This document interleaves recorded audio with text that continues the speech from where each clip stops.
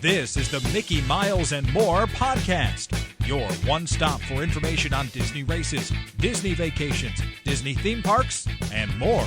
Now, here are your hosts for the Mickey Miles and More podcast, Michelle Scribner-McLean, Chris Eliopoulos, and Mike Scopa.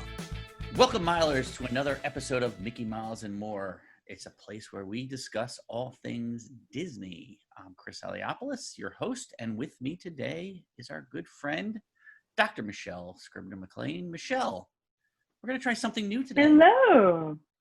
We're not talking about every episode now, we're going to show your Zoom background and let our listeners figure out what movie or attraction or what it's from. So if you, dear viewer, have an idea of what that is behind Michelle, please, in the comments below, let us know.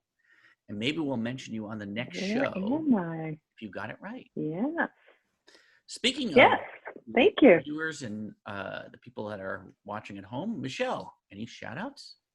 Yes, we have some new subscribers. Number one is Sherry McElroy. Thank you very much. Mm-hmm. And Bradley Ellerman. Thank you for subscribing. Thank you. We're really happy. And I wanted to ask you something, Chris. Yeah. Because you and I both love Alexander Hamilton. And I noticed on Twitter that you were doing a whole bunch of, well, it's a medium that you don't usually use, which is watercolors, right? You were doing watercolors of the characters of Hamilton and decided to do something very, very cool. So I was wondering if you would share. Yeah. So, so this past week, poor Mike is going to be like, when did I get introduced? Obviously, Hamilton came out on Disney Plus, and I've been trying to figure out watercolors, and I've been just looking for things to sort of give me an excuse to keep working at them. And so, did you never do them before? You never took a class or anything? No, I've never taken a class, but I've tried to work them before. I've tried to do them before, but I've never ever formally been trained to do watercolors. But I want to learn. So I've always found the best way to get good at something is to just do it. I went to 4 years of college, but I learned more in my first 3 months at work than I did 4 years of college. No offense, Michelle. But that's sort of when you're thrown into the deep end of the pool, so I started drawing the characters in my style and then watercoloring them and post them on Instagram and Twitter and Facebook, and everybody seemed to really like them. And I was kind of trying to figure out what to do with them because they were just sitting around the house and people wanted prints made or they wanted to buy a book based on them. But I also felt it's not my property. I was doing this just as a practice thing and also just a fan art thing. And I didn't deserve to make money off of characters that were created by someone else. So I decided that I was going to do an online auction for the artwork. And so starting this past Monday, I started auctioning off each piece. Did a couple pieces a day. One day I did 4. I got so overwhelmed I had to cut it back. But as we're recording this, so everybody's been lovely.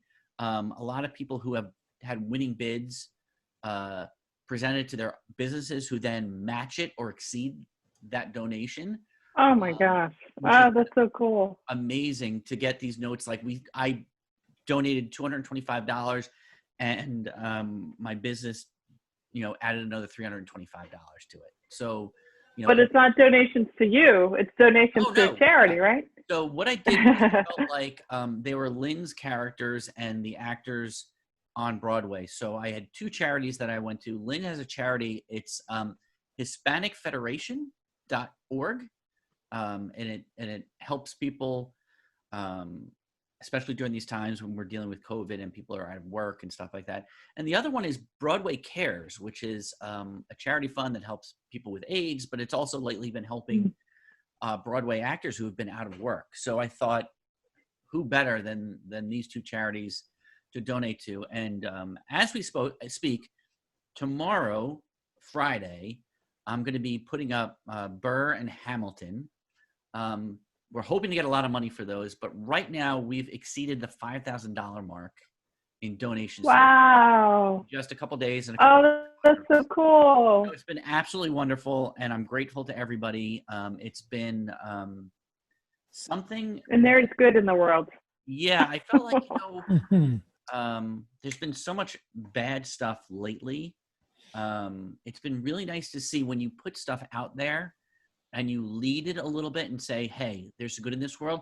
The people have been amazing in generosity. People have been donating who lost to the highest bidder and just said, I'm going to donate anyway. Oh, It's that's just been nice. wonderful to see. I hope we see more of it in the future. I loved doing this, and I'll probably do it again in the future. So maybe again in comments below, if you guys have any ideas of what you want me to do next, I'd love to do something like this. It's been a joy. Indiana Jones. Yeah, right. Indiana Jones. There's so many. Like I was thinking, like West Wing. I did a Star Trek watercolor. West Wing. You know, there's so many different ones that I'd love to see. West Wing. West Wing, yeah. So it's been an actual joy. That's awesome. In fact, what's funny is after posting these, Chris Jackson, who is the actor who plays Washington, followed me on Twitter. Washington. And then her name is Ariana Chris DeBose. Jackson is dreamy. My wife fell in love. The first time she saw him sing One More Time, she fell out of love with me. What was it? One Last Time? Okay. But Ariana DeBose, on Moana. Oh, Yeah. she's so dreamy. who plays the Bullet, has followed me, and she retweeted out that we made some money. So I've gotten a little bit of attention from them. I'm hoping we're going to even make some more money. So it's been a real lesson in, you put some good out there and it's just going to multiply. So in these trying times, it's been a really nice little wake-up call to, you know what, when you put out good comes back. So That's awesome. my heart has Chris. been filled. I am like the Grinch. My heart has gone 3 times. Well, hold up a little microscope or hand lens to your heart. So See anyway, it break. what that leads me to, Who else is here? our friend Michael Scopa. I'm so sorry, Mike, that I kept you waiting. But it's always a joy to talk. Good night, everybody. Thanks for watching the show. This has been Mickey. No. So tell us, Mike, how are you doing? I'm doing great, Christopher. Okay, Michael. I'm really I really want to salute you for all your work to raise those funds. I think that's it's something that a lot of people should know more about you, how generous and how big your heart is, and so I'm happy that it's going very well. I appreciate This that. is what we do in education. Round of applause. So That sounds and as we would say, and it's funny because the quote that I'm going to give you pretty much says the same thing. The quote is, "Nice work, pal." Oh, Soren. Very good.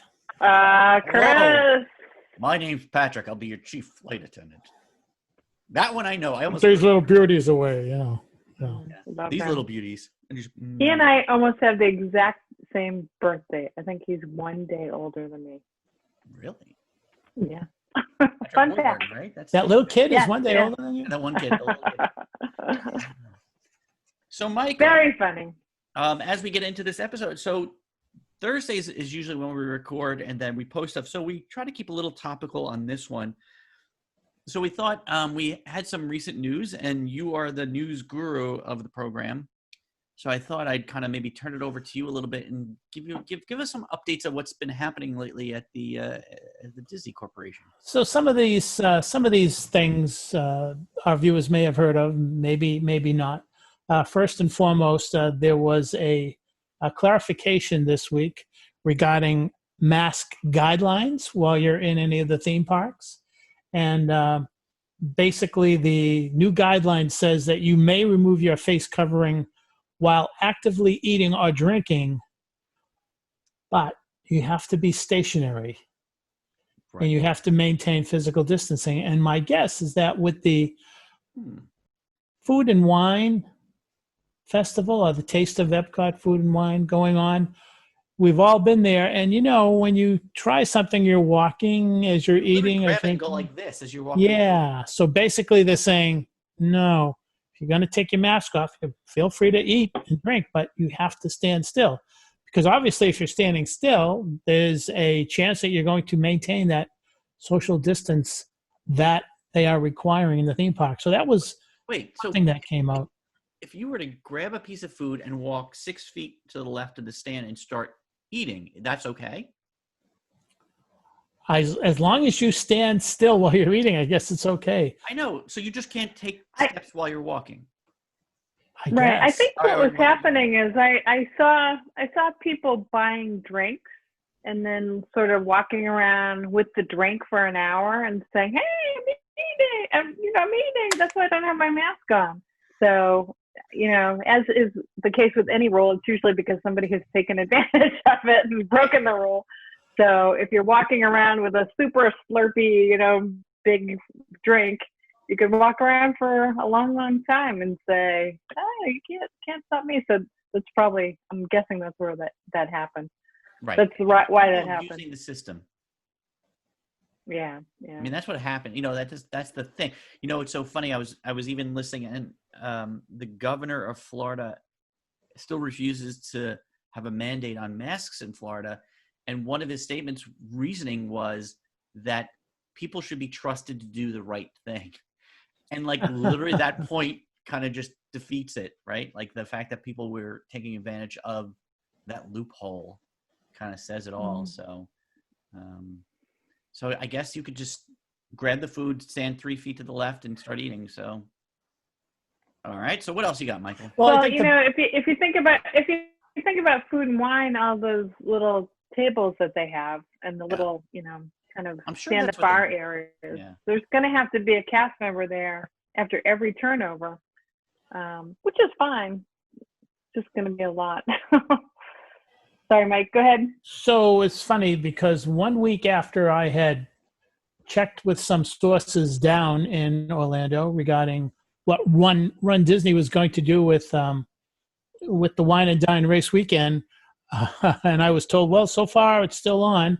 We heard this week, within the last day or so, they have canceled the 2020 Wine and Dine race weekend. And so now it has become a virtual event.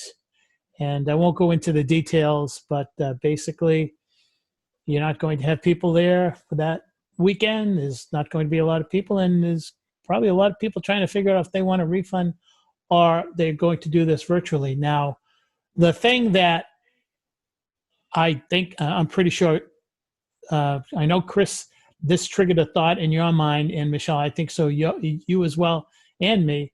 Well, if they're going to cancel Wine and Dine towards the end of July, then let's see, 2 months from now, it'll be towards the end of September.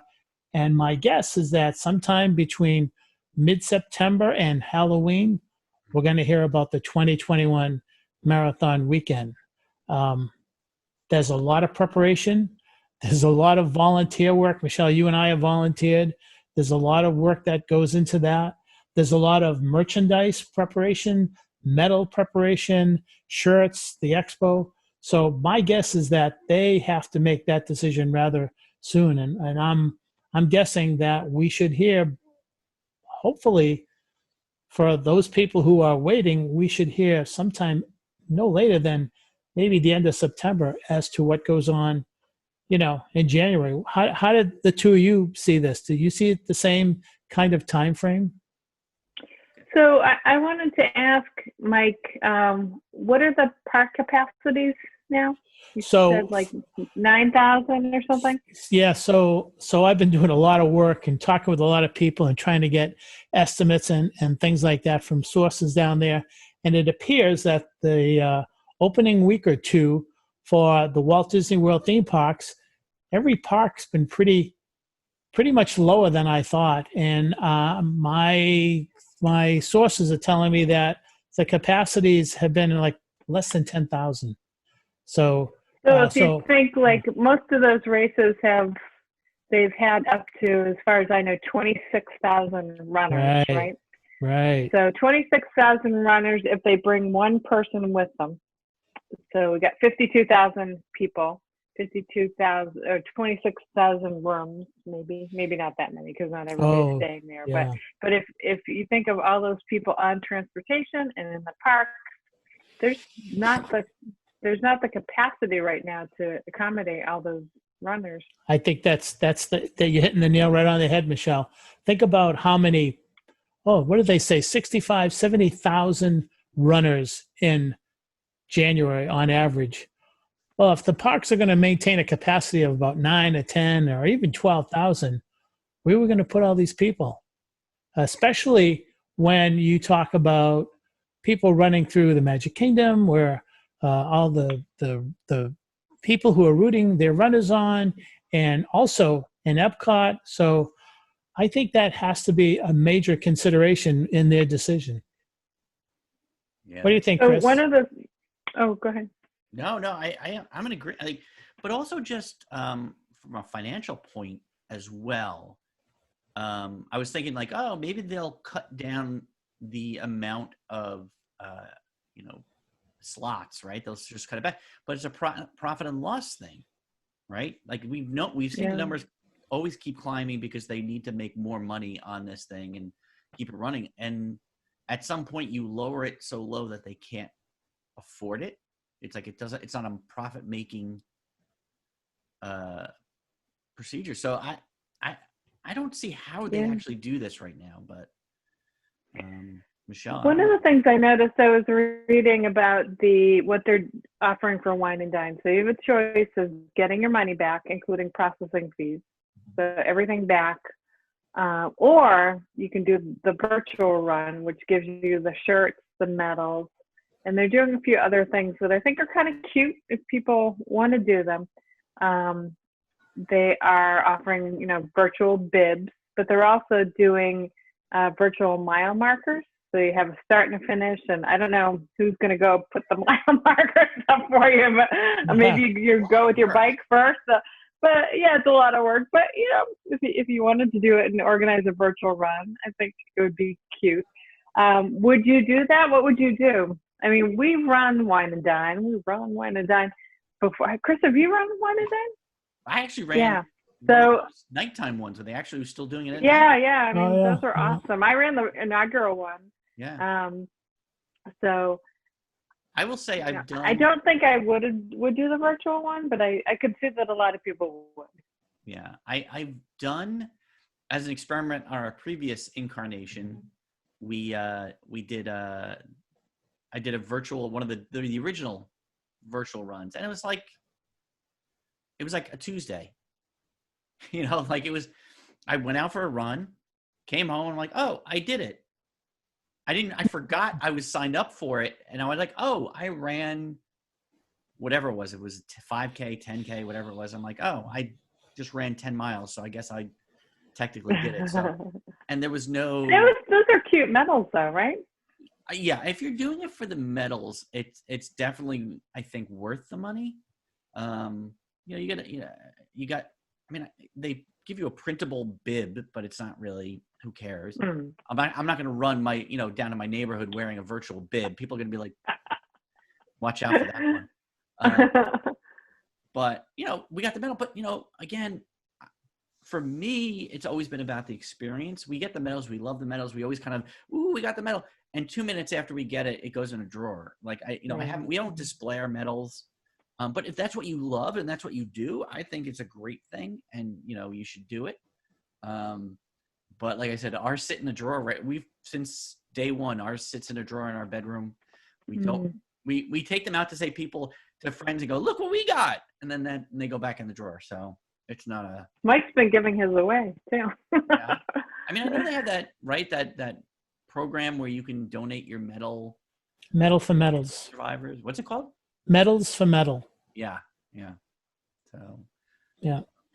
Maybe we should got to do that then. Yeah.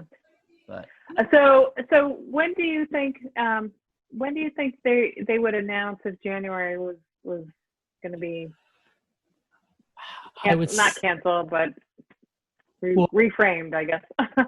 going by the time frame that we're talking here, my guess is that November is 2 months from January, So September is 2 months from July. So I'm guessing before the end of September, we should know. And if I am a supplier who is trying to figure out what I need to do to get ready to supply Disney with whatever I am giving them, be it medals or shirts, I would want to know ASAP. So, my guess is September. And people's airfares and hotels and everything like that. Did we say, have we looked, is it sold out? Are they sold out for the marathon weekend? I believe they are pretty close, if not sold out. I think last time I checked, they were actually sold out. Yeah. Interesting. So I That's could be the whole other wrong. thing, right? That's the weird thing is they're going to have to process all those refunds, which is time, money,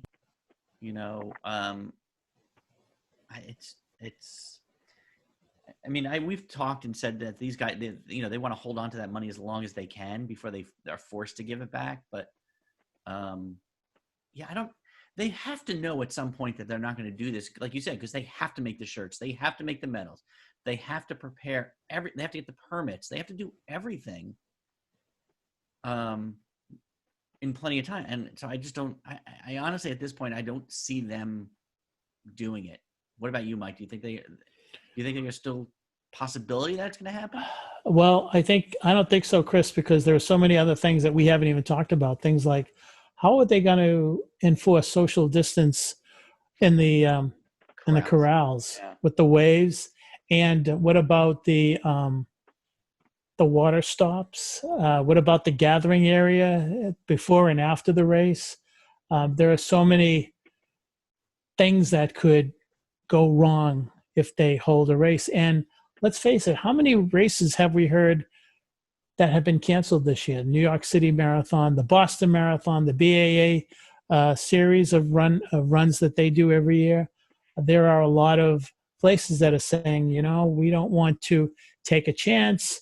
You have to also consider all the people who have to travel to get there on a plane, then the rooms, then the restaurants. So I just think there's just so much that is, it's like it would be a perfect storm for this virus.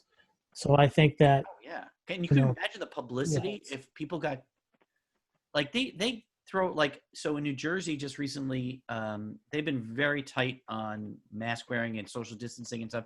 And I think it was in Middletown, New Jersey. Somebody had a party and they didn't social distance and 20 people got sick. And so they're investigating and they're trying to trace out, they're trying to do the tracing, and they're saying, we're not trying to make you feel guilty, but that was 20 people. Can you imagine if you've got 26,000 people? Yeah. And their families. And I think the big thing is that nobody has a crystal ball. So you really can't see what's going to happen in November or December or January. So you have to be very cautious, and you have to see what's going on with the trend, and the trend is, going up, up, up. So I think that what you got to do is you have to say, we have to assume that things are not going to be the way we want it to be, and therefore, we're going to have to cancel. So I think that that's what's going to happen. But there are no races in New Hampshire at all, and in Boston around here. Right. Are there any in New Jersey, Chris? No, I keep getting emails saying virtual races. No, or sign up for these races, but I don't know how. I don't know what they're planning to do. I wouldn't do it. Michelle, would you run a half marathon or a marathon wearing a mask? No. I don't know. Well, running it with a mask would be a challenge. Yeah, that's what I'm saying. Trying to run with it, and it'd be insane. So, all right. So anyway. So a few other things have come out. I'll see if I can go through this pretty fast. One of the things I'm looking forward to when and if I ever go back to Walt Disney World is I'm going to when. Got to think positive. I've always wished this would happen, and it's finally happening. They have built a walkway to allow you to walk from the Grand Floridian to the Magic Kingdom. So Oh, that that's should nice. be up and running hopefully soon. They've been working on that. A few other things. Wouldn't it be cool if they had a whole loop that could be added to a race? Yeah, If maybe you add could to do the around the Magic route. Kingdom or Yeah. in front of the Contemporary, around Maybe the they get rid of Poly. Cone Alley. We could go through that Yes, that that would path be a and go really out to cool the Floridian 5K. and avoid that whole Cone Alley. Cone Alley. Nice, Yeah. nice. They have changed the Rise of the Resistance queue request times. When you entered Disney Hollywood Studios, you would request one of 3 times to get into a queue, and it was 10 o'clock, 1 o'clock, and 4 o'clock. But apparently they were filling up real fast, so they've decided to go with just 2. And one is at 10 o'clock, one is at 10 o'clock, and the other one's at 2 o'clock. I've never done it, so I'm not sure how this is going to work, but apparently the statistics say that it's going to be much better for the guests if they have just 2 rather than 3, because the 3 really fill up fast. If you have 2 large virtual queues, they're not going to fill up as fast. So that's a change.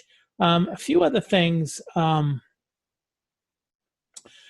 The AMC theaters in Disney Springs, we've gone to them a lot. We kept on hearing that AMC was going to open in Disney Springs July 15th. That got postponed to July 30th. Now they're saying late August, and they're changing a lot of things. Like if they do open July and in August, if you go, well, you have to wear your mask while you're in the theater, and the drinks are going to be different. It's just really, it's going to be a hardship for the drink in those theaters. Like I know, I just don't. And you'll be standing still. Yeah, I just don't. And the last thing I want to point out is that this coronavirus, this pandemic has hurt a lot of things going on in Hollywood, and it's finally hit Disney. What they're doing is they're pulling Mulan. They are not going to release it this year. As far as I know, they're pulling that. They also had scheduled an Avatar movie, and they had scheduled a Star Wars movie. Those have been put off. It looks like they've been put off. They've been pushed back 1 year. So we'll see what happens with that. Avatar's pushed back 1 whole year? Star Wars and Avatar films between 2021 and 2027 are being pushed back 1 year. Yeah. There will be no Avatar 2 next year, and there will be no Star Wars film in 2022. So it's going to be a while. And they were going to release Mulan on August 21st. That's been taken off the calendar. So there are a lot of things that are going on that this virus is impacting Disney and many of its brands. That's so interesting. Yeah. Well, because a lot of these movies now, like the Trolls movie that came out, they just released it on demand, and the Trolls. It's interesting that they're not doing that with Mulan. I wonder if they feel like it's a movie that's going to really blow up in the movie theaters, as opposed to just having them online. Like they just, even today, like they announced, because I'm such a nerd, the Bill and Ted 3 movie. They're going to release it, it says, in theaters and on demand on September 1st. So they've decided that they're going to just put it out. Because there'd be so many people going to see that. Look, I would. I mean, I know there's a lot of people I would have been there day one, but yeah. So it's interesting that they're holding that off. I find that kind of surprising. Wow.